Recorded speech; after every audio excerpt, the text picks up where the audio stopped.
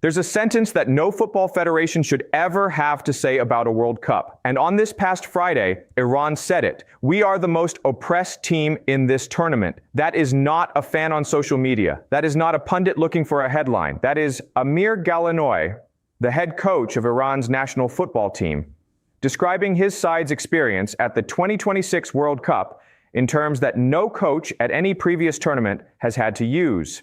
And in the days since, Iran's football federation has done something that very few national federations ever do in the middle of a World Cup. They have filed a formal complaint against the very organization running the tournament. Their players qualified to compete in. Today, we are going through exactly what happened, why it happened, what FIFA's role in all of this actually is, and what this tells us about a tournament that continues to generate as many headlines off the pitch as on it. Let's start with what actually triggered this, because the situation Iran is describing is genuinely unprecedented in World Cup history. According to Iranian sports officials, United States authorities have mandated a restrictive entry window for the Iranian national team. The squad is required to enter the country no earlier than 24 hours before kickoff, and they must depart the same day the match concludes. 24 hours for a World Cup match. That is the entire window Iran's players have to be on American soil before they compete on the biggest stage in their sport. Compare that to what every other team at this tournament is doing. Standard preparation for an international match, let alone a World Cup fixture, typically involves arriving 2 or 3 days in advance. Time to recover from travel, time to train on local pitches, time to adjust to time zones, to climate, to the specific conditions of the host city. That preparation window isn't a luxury team's request out of preference. It's considered a basic competitive standard at the highest level of the sport, something nearly every national federation builds its entire travel plan around. Iran does not have access to that standard. Because of the visa and travel restrictions in place between Iran and the United States, the Iranian Federation made the decision to base their entire World Cup camp not in America at all, but in Mexico. Think about the logistics of that for a moment. A team competing in matches in the United States, Los Angeles, and Seattle specifically, where their group stage fixtures are scheduled, is living and training across an international border for the entire tournament. Every match requires the entire squad, coaching staff, medical team, and support personnel to cross from Mexico into the United States, play the match, and in many cases, head straight back across that same border almost immediately afterward. There is no equivalent situation anywhere else in this tournament.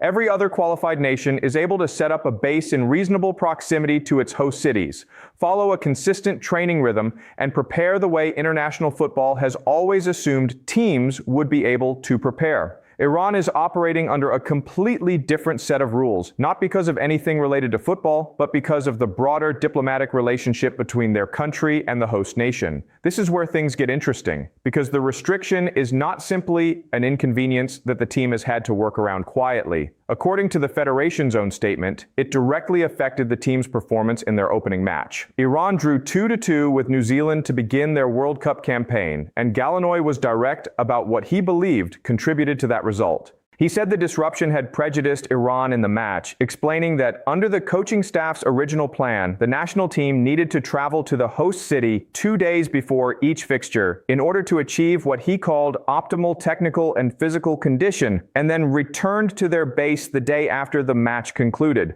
That plan was not possible under the current restrictions.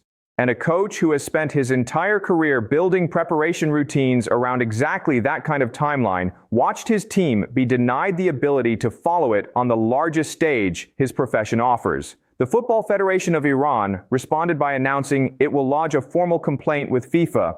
Their statement was carefully worded but unmistakably pointed. They said these restrictions are inconsistent with the principles of providing equal conditions for participating teams, and that the situation may affect their technical preparation going forward in the tournament. That phrase, equal conditions for participating teams, sits at the very center of what a World Cup is supposed to guarantee every nation that qualifies for it. Every team that earns its place is supposed to compete under comparable circumstances. Not identical circumstances, because no two nations share identical resources, travel distances, or domestic football infrastructure, but comparable enough that the actual competition on the pitch remains fair and that a result is determined by football rather than by logistics imposed from outside the sport entirely. Iran's argument is that a 24-hour entry window, forced cross-border logistics, and the inability to follow a standard preparation schedule represent something well beyond the normal variation that different nations experience at a World Cup. This is not a team complaining about a long flight or an unfamiliar climate. This is a team arguing that the basic structural conditions of their participation have been altered in a way that affects the result of actual matches. Now here's where this story connects to something we have been tracking for days.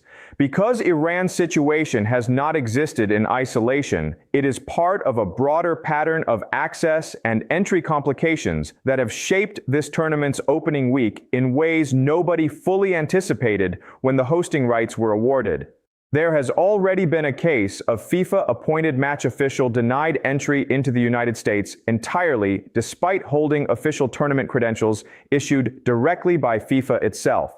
There have been reports of supporters from multiple qualified nations being denied travel visas despite holding valid purchased match tickets. Iran's federation has separately reported that its official ticket allocation was withdrawn in the days before their opening match, meaning Iranian supporters who held legitimate federation-distributed tickets found themselves unable to use them at all. Put all of that together, and Iran's formal complaint is not an isolated grievance from one frustrated federation. It is the most visible and most institutionally significant expression yet of a pattern that has been building since before the tournament even kicked off. A pattern that keeps returning to the same underlying question: who actually gets full access to this World Cup and on what terms? So, how does FIFA fit into all of this? Because Iran's complaint is not directed at the United States government. It is directed at FIFA. The organization that owns this tournament sets its competitive rules, awards hosting rights, and is supposed to guarantee the fairness of the competition it runs across every host nation. As of Friday, neither FIFA nor the U.S. Department of Homeland Security had publicly responded to the Federation's complaint. That silence matters because it places FIFA in a position the organization has now found itself in more than once during this tournament's opening days. Caught directly between the sovereign immigration authority of a host nation and the competitive obligations it owes to every single team that worked through years of qualification to earn its place at this World Cup. This is genuinely new territory for the tournament, and it's worth being honest about why. Previous World Cups have certainly featured travel complications, political tension, and logistical headaches for visiting nations. That is nothing new in the history of this competition, but a multi-country hosting format where a qualified team can be required to base its entire camp in one host nation while competing in matches across the border in another creates exactly the kind of scenario Iran is now experiencing. A scenario that simply did not exist when a World Cup was staged entirely within the borders of a single host country the way every previous tournament has been. Think about it from a purely competitive standpoint. Setting aside the diplomatic and political dimensions entirely for a moment, every football person understands how much preparation time genuinely matters at this level. The difference between arriving with several days to settle, having trained on the actual match pitch, having properly adjusted to the climate and the time zone, versus arriving the day before, playing immediately, and leaving the same evening. That difference can be the gap between a team performing at its peak and a team performing in survival mode just to get through 90 minutes. Iran's coaching staff clearly believed that gap was real and that it cost them points, and they said so publicly and on record, attributing results lost in their opening match directly to circumstances entirely outside the team's control. Now, it's worth being careful here about what we actually know and what remains uncertain, because that distinction matters in a story like this. FIFA has not issued a public response confirming or denying the specifics of Iran's complaint.